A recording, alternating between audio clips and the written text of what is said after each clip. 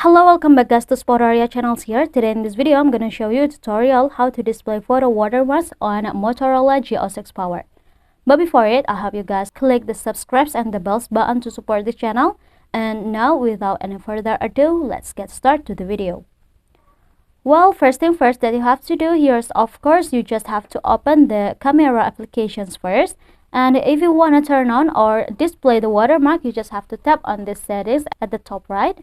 You will see here the watermark options. You just have to tap on it and turn on the button here. Now, if we take a picture, we'll see the watermark here at the result, which is the timestamps and device watermark. And here at the bottom, you can also put your signature, yeah guys, your name or anything. For example, here I'm gonna take a signature and then confirm.